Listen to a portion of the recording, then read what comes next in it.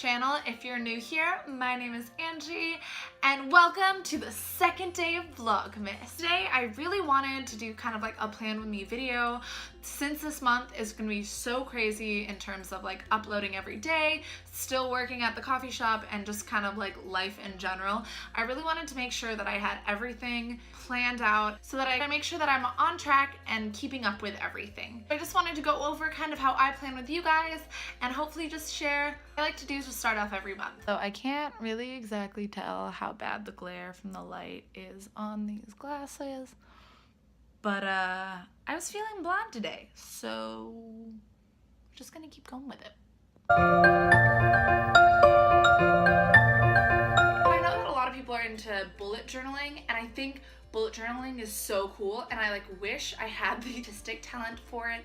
I'm definitely much more of like a crafter than like an open-handed artist, if that makes sense. So I'm doing like a version of bullet journaling, but really I took like a drawing notebook and created like my own little booklet. This is in October and November for myself. I didn't show you guys that, but I wanted to kind of do this for you guys in December. And then I also have my normal, I don't know if you can see that, but my normal planner where I put kind of like my daily to-dos, and it kind of has like an overall view of my month, all my like kind of like little plans, appointments, things like that. And so then I take my other journal and I do kind of more of like a self-reflecting planner-ish. Okay, so let's get started.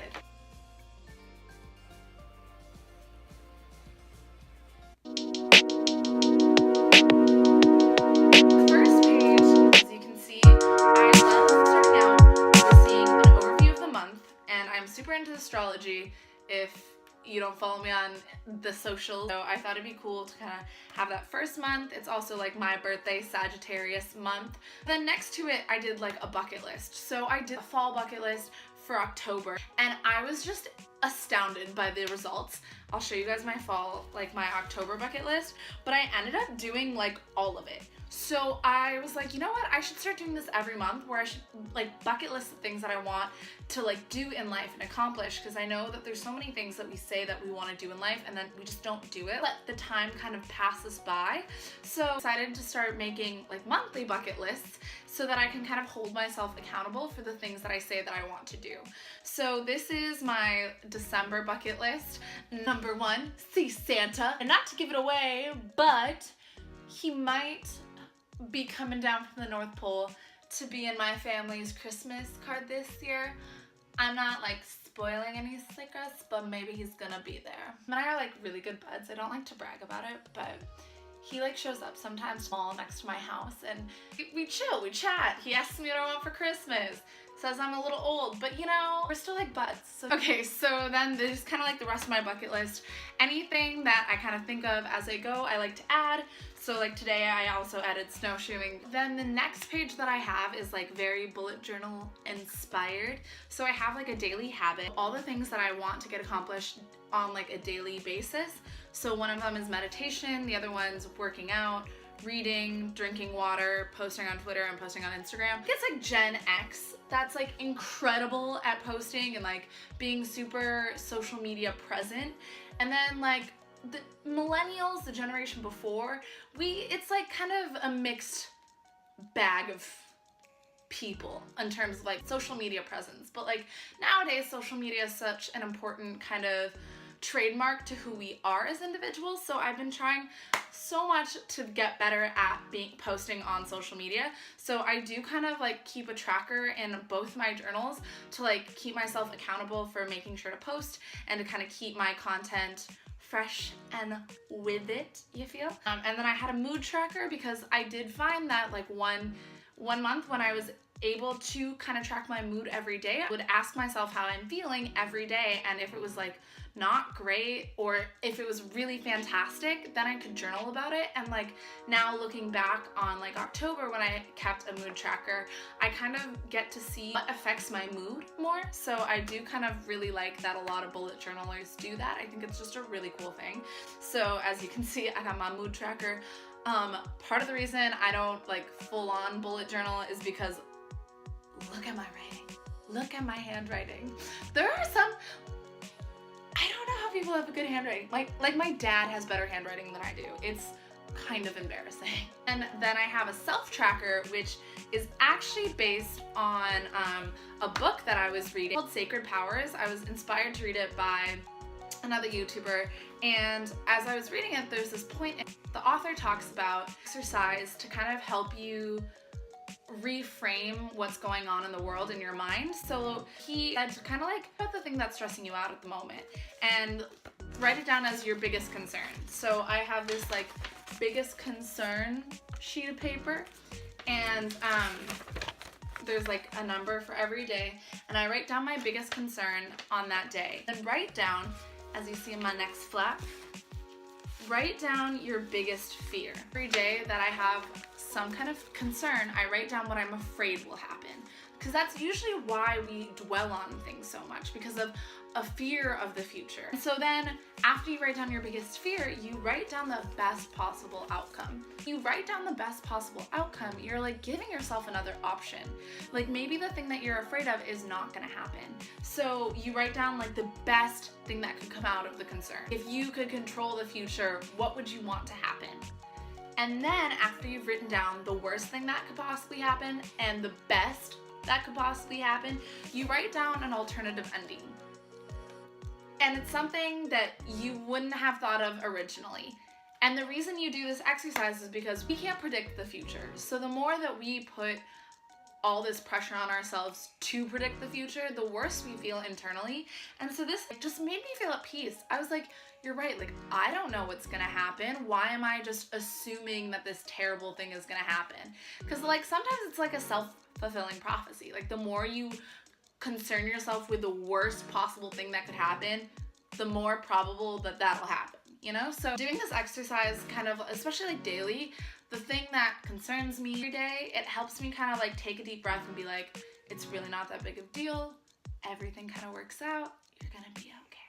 So that's part of my like monthly exercises.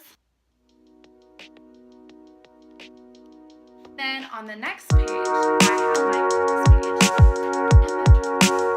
So I like to put goals every month. The things that I want to accomplish. Like bucket list is like the fun things, like drink hot chocolate and go sledding. And then my goals are like the big things, the things that I want to do to set myself up for the best life possible, to set myself up for being the best version of myself.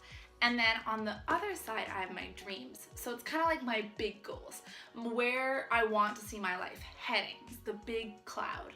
And then the goals are like the things that are within your grasps now. So I have my goals on one page, my dreams on the other. I always like to make my dream card. I like that it's like a secret, you know? And I like to kind of like open it up and draw pictures. And of course they're like stick figures, my dudes. It is stick figures, it's not great.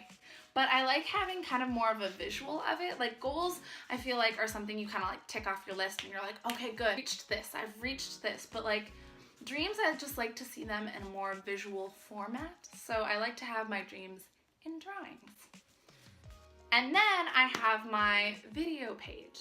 So my video page has like a big calendar first.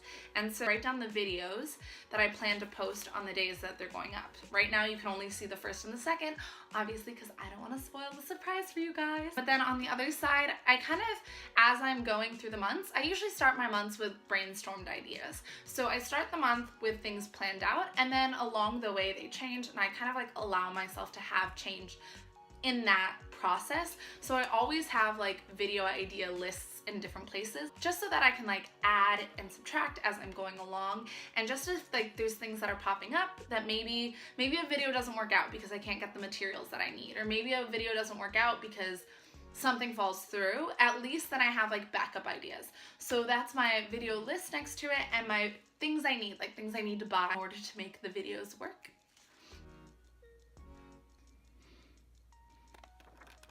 Originally, I tried to let this also to be a calendar where like with daily / weekly kind of to-dos. I realized I needed like an actual calendar to get things like physically done, because I just needed more of like the structure for the structure-y things. So then I also have like a full month layout in here, which I also lay out my videos here as well, just so that I can like plan it around my other things. So this is where I put videos, appointments, work schedule. That's what this one's for. So I have like the two planners together, but that's just like how I like to plan. I know that everybody has like a different planning structure for themselves. This one is just kind of like what has worked best for me. I usually do like, I'll show you an empty week, but I'll start on like Sunday of every week and I'll write down all the things I have to do, like whether I have to edit, whether I have to film, you know, just like the things I want to be able to check off my list as I'm going through. That's what I put in the weeklies. I'm not going to show you because I don't want to ruin the surprise, but if you hopefully can't see from that far away, I'll put like at the top what videos I'm posting for that day since it's Vlogmas, and then underneath I like to code the different things. I know you can't see, but part of it's like I don't want you guys to see, so that's really just how I like to go about my planning. Down in the comments down below how you guys plan for your months.